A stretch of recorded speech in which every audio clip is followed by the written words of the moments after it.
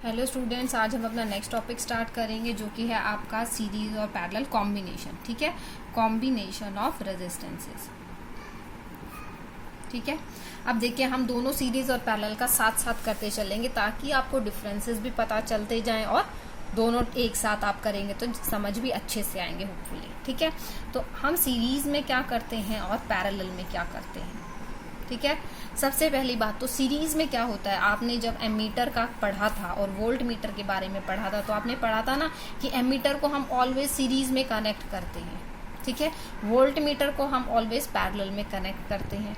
वहां पे आप लोगों को थोड़ा समझ आया होगा कि सीरीज और पैरेलल का मतलब क्या है। ठीक है, तो आज देखिए क्लियरली, अगर हमारे पास रेजिस्टेंस गिवन है, हमें उसे सीरीज में कनेक्ट करना है और हमें उसे पैरेलल में कनेक्ट करना है, तो देखिए किस तरीके से होंगे। सीरीज मतलब इस तरीके से होते हैं ना, इस तरीके से कनेक्शन है। पैरेलल मतलब इस तरीके से कनेक्शन है, पैरेलल लाइंस।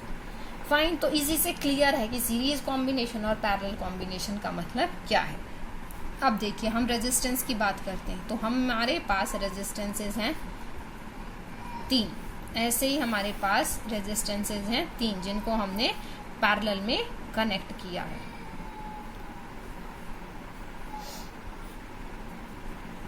ठीक है, R1, R2, R3, R1, R2, R3।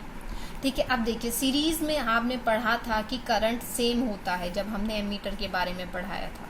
ठीक है, तो हमारे पास क्या है, सीरीज में करंट जो होता है वो सेम होता है और पैरेलल में क्या होता है, वोल्टेज जो होती है वो आपकी सेम होती है। फाइन, तो अब देखिए यहाँ पर क्या होगा, इसके अक्रॉस करंट तो सेम रहेगा तीनों के अक्रॉस, क्योंकि सीरीज में करंट सेम रहता है। तो वोल्टेज वेरी करेगी, इसके अक्रॉस V1, इसके अक्रॉस V2, इसके अक्रॉस V3। ऐसे हमारा पैरेलल में वोल्टेज सेम रहती है हमारी और करंट वेरी करता है, तो I1 इसके अक्रॉस I2 और इसके अक्रॉस I3, ये हमारी करंट की वैल्यू हो जाएंगी। ठीक है, अब देखिए जब हमारे पास यहाँ वोल्टेज अप्लाई कराएंगे तो हमारा करंट फ्लो करेगा ना, तो V equals to V1 plus V2 plus V3 लिख सकते हैं। फाइन, क्योंकि हमारा करंट तो सेम है, तो I1 plus I plus I plus I, ये तो अप्लाइड ही है हमारा, कि जितनी हमारी इस ब्रांच में एंटर कर रहा है तो वही है, तो हम उसको तो ऐड करके नहीं कर सकते। ठीक है, अब यहाँ पर देखिए, यहाँ पर हमारे पास क्या है, वोल्टेज डिवाइड हो रही है, सॉरी वोल्टेज सेम है, करंट डिवाइड हो रहा है। तो अब वोल्टेज सेम है तो हम ये तो नहीं लगा सकते यहाँ पर, क्योंकि जो हमारे पास इनपुट में आई है वही यहाँ पर इक्वल है, तो V प्लस V तो नहीं कर सकते।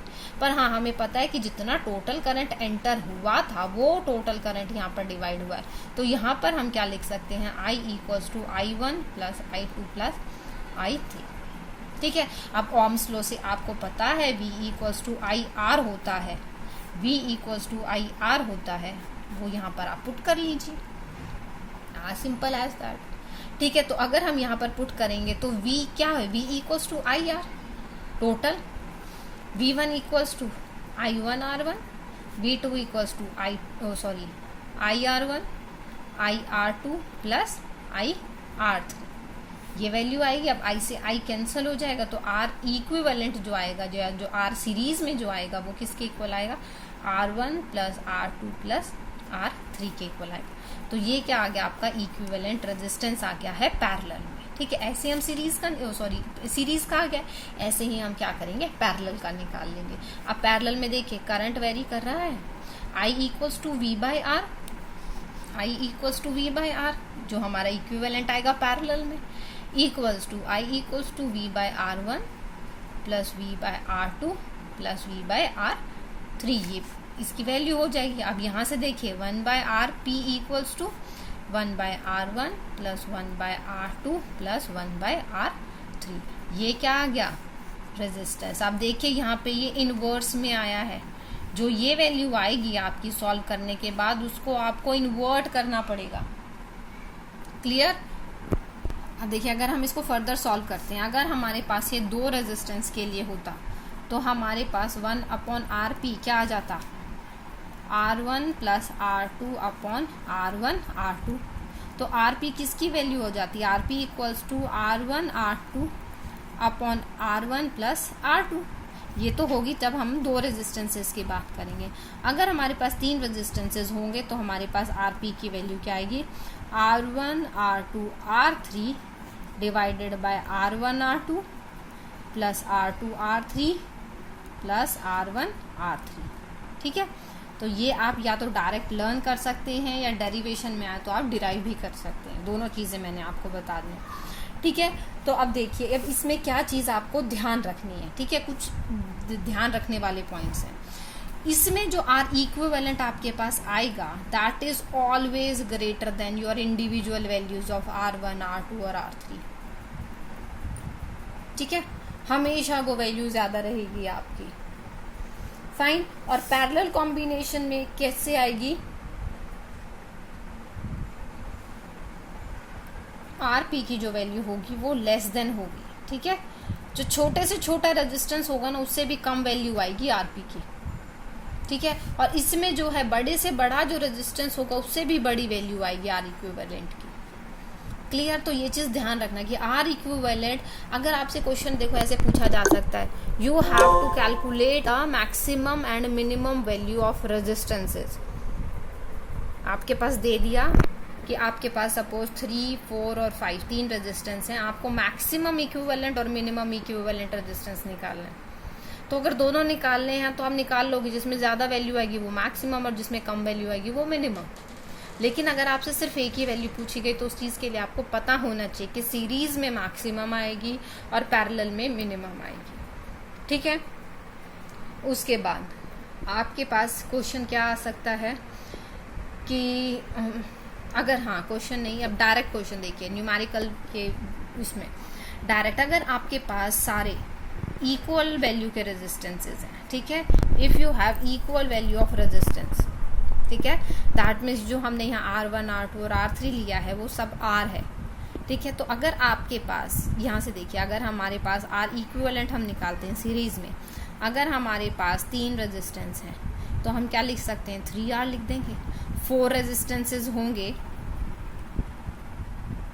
तो हम क्या लिख देंगे, 4R लिख देंगे। तो इसका मतलब क्या हुआ, अगर हमारे पास n रेजिस्टेंसेज हैं तो उसका R इक्विवेलेंट क्या आएगा, आपका NR आएगा। क्या आएगा आपका उसका इक्विवेलेंट रेजिस्टेंस, NR आएगा। ठीक है, ऐसे ही अगर हम पैरेलल की बात करें तो पैरेलल कॉम्बिनेशन में भी क्या आएगा, अगर आपके पास 3 रेजिस्टेंसेज हैं, ठीक है, अगर आपके पास देखो 1/RP वैल्यू आ रही थी, ठीक है, 1/RP, अगर आपके पास 3 रेजिस्टेंस है 1/R plus 1/R plus 1/R, तो हम इसको क्या लिख सकते हैं, 3/R लिख सकते हैं। ऐसे ही अगर आपके पास 4 रेजिस्टेंसेज होंगे तो हम 4/R लिख लेंगे, 5 रेजिस्टेंसेज होंगे तो 5/R लिख लेंगे। ये वैल्यूज आ जाएंगे हमारी। अगर हमारे पास n रेजिस्टेंस है, ठीक है, अब देखिए यहाँ से क्या चीज़ समझनी है, ये इक्विवेलेंट रेजिस्टेंस की वैल्यू नहीं आई है। ठीक है, क्या आई है, ये इक्विवेलेंट रेजिस्टेंस की वैल्यू नहीं आई है, ये हमारे पास 1/R की वैल्यू आई है। तो अगर हमें RP की वैल्यू निकालनी है तो हमें क्या करना पड़ेगा, रिवर्स करना पड़ेगा। ये R/3 हो जाएगी इसकी वैल्यू, इसकी वैल्यू R/4 हो जाएगी और इसकी वैल्यू R/5 हो जाएगी। तो ये मिस्टेक बिल्कुल मत करना, क्योंकि हम जो फॉर्मूले में डायरेक्ट 1/P करके RP करके निकालते हैं वो उसका रेसिप्रोकल करना होगा आपको। फाइन, ठीक है, तो अगर आपके पास n रेजिस्टेंसेज हैं तो हमारे पास क्या इक्विवेलेंट रेजिस्टेंस आ जाएगा, RP किसके इक्वल आ जाएगा, R/n के इक्वल आ जाएगा, if all resistances have equal values. ठीक है, if all resistances have equal values. Fine, तो बेटा ये कुछ इंपॉर्टेंट पॉइंट्स थे जो आपको सीरीज और पैरेलल कॉम्बिनेशन के बारे में पता होने चाहिए थे। अब इसको अच्छे से एक बार अपने आप करके देखना। नेक्स्ट वीडियो में हम कुछ न्यूमेरिकल्स करेंगे। ठीक है, we will cover some numericals. ठीक है, न्यूमेरिकल्स हम नेक्स्ट वीडियो में कवर करेंगे। ठीक है, अच्छे से न्यूमेरिकल करेंगे हम, क्योंकि उसमें आपको आज इसीलिए नहीं करा रही न्यूमेरिकल, क्योंकि आपको सबसे पहले ये चीज़ें खुद से याद होनी चाहिए कि हमारे पास सीरीज में क्या होता है, R1 plus R2 plus R3 होता है। अगर n इक्वल रेजिस्टेंस है तो NR इक्विवेलेंट रेजिस्टेंस आता है, RS इक्वल्स टू।